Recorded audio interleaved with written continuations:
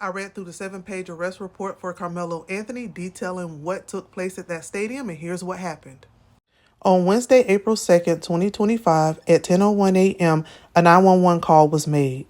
The caller said that a student of Frisco Memorial High School, 17-year-old Austin Metcalf, was stabbed by a black male wearing a gray hoodie and blue sweatpants that went to Centennial High School, who we now know as 17-year-old Karmelo Anthony.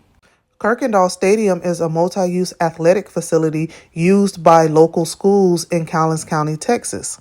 Police were dispatched, and as they raced to the scene, it is reported that athletic trainers were on site providing care, but Austin was not conscious and was not bleeding. Blood was on Austin's clothes and all around him.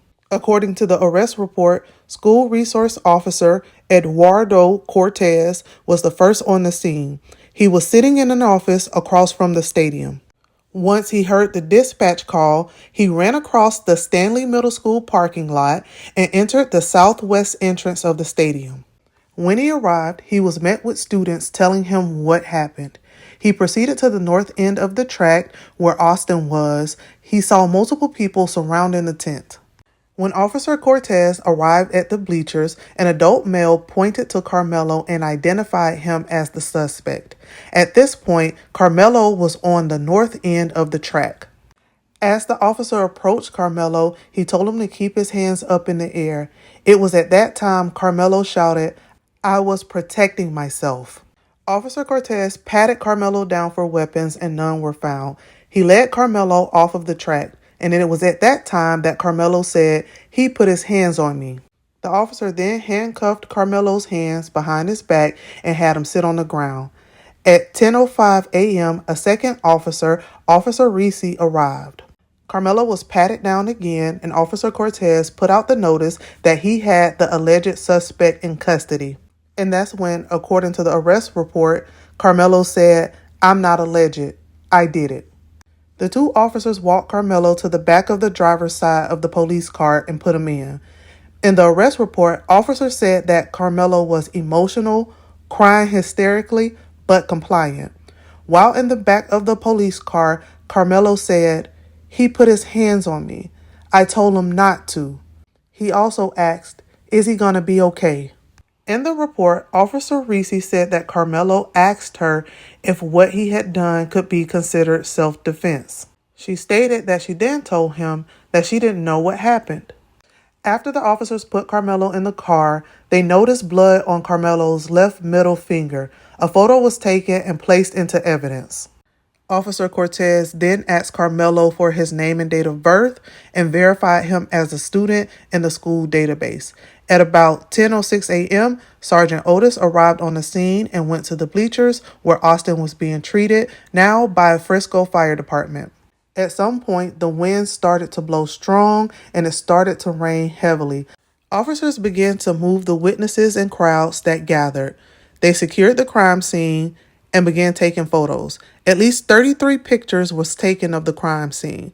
The memorial tent was also moved to shield Austin and the rescue team from the rain. Police began to look for witnesses, and Hunter Metcalf, Austin's twin brother, and another student came forth. Hunter told police that they were all sitting on the bleachers under a Memorial High School tent. Another male, who he did not know, walked over and sat under the tent. Hunter then told police that his brother Austin told Karmelo that since he did not go to Memorial, that he had to leave the tent. He said that Austin and Karmelo went back and forth, and then Austin stood up and pushed Karmelo to get him from under the tent. Hunter goes on and tell police that during the arguing, Karmelo was reaching into his bag. Then Karmelo took out the knife and stabbed Austin and then left the scene. Police also spoke to another witness from another school who was sitting near Karmelo and Austin and said that Austin told Karmelo he needed to move from out under the team's tent. He said that Karmelo grabbed his bag, opened it, reached inside, and told Austin, "Touch me and see what happens." The witness said that Austin proceeded to touch Karmelo. Then Karmelo told Austin to punch him and see what happens. He said that Austin then grabbed Karmelo, telling him to move, and Karmelo pulled out a black knife, stabbed Austin, and then ran away. According to the report, there was one Memorial Track member that knew who Karmelo was because they were friends.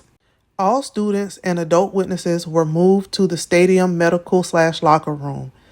3 Memorial students in particular were separated and their cell phones were taken until detectives could speak with them. There were at least 30 student witnesses from 7 of the schools that were there at the track meet.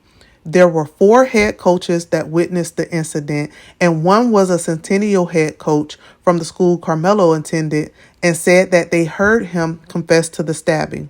There was also one person that went into the police station to give their statement. The knife that Karmelo allegedly used to stab Austin had been tossed, and a witness led police to where the knife was. It was still covered in blood. Police covered the knife with a blue tarp to preserve the evidence. Officers used a Centennial book bag to hold the tarp in place. At that time, they didn't know that it was actually Karmelo's book bag. Austin was rushed to Texas Health Plano Hospital and arrived at 10:46 a.m. At 10:53 a.m., a doctor pronounced Austin dead. Hospital staff stopped treatment. Austin's clothes were taken off of him and placed into an evidence bag, and an officer took pictures of Austin's body. Austin's family was only allowed to touch his head and feet. Austin was placed into a body bag by nurses, and at some point the medical examiner took his body. Officer Cortez and Sergeant Holland took Karmelo to Frisco PD jail. Once he arrived at the jail, he was booked, his photo was taken, and he was told to change into jail attire.